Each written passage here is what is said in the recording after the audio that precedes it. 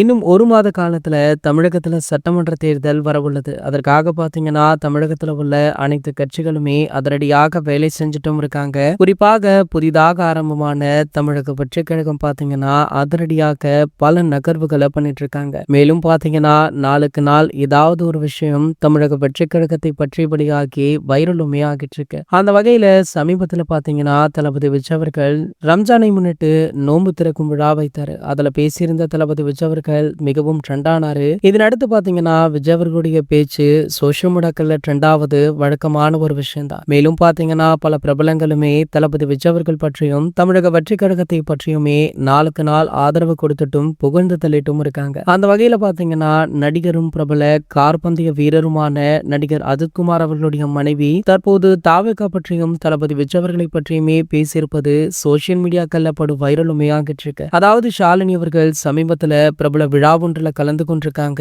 அதுல பாத்தீங்கன்னா தமிழக வெற்றி கழகம் பத்தியும் விஜய் அவர்களை பற்றியுமே கேட்டதற்கு விஜய் அவர்களுக்கு என்னுடைய வாழ்த்துக்கள் அப்படின்னு சொல்லியிருக்காங்க. சோ ஆகையால ஷாலினி அவர்களுமே தமிழக வெற்றி கழகத்திற்கு தான் ஓட்டு போடுவாங்க அப்படின்னு தளபதி ரசிகர்கள் இந்த விஷயத்த சோசியல் மீடியாக்கள்ல ஷேர் பண்ணிட்டும் இருக்காங்க. சோ தளபதி அவர்களும் ஷாலினி அவர்களுமே ஆரம்ப காலகட்டங்கள்ல ஒரு சில படங்கள் ஒர்க் பண்ணிருக்காங்க. இவங்க ஒர்க் பண்ண அந்த படங்கள் செம்ம ஹிட்டுமே எடுத்திருக்கு. இன்றளவுமே இருவரும் நல்ல நண்பர்களாக இருந்துட்டு இருக்காங்க அப்படின்னுமே சொல்லப்படுது. இது போன்ற செய்திகளை பத்தி நீங்க உடனே தெரிஞ்சுக்க நம்மளுடைய சேனலை மறக்காம சப்ஸ்கிரைப் பண்ணிக்கோங்க.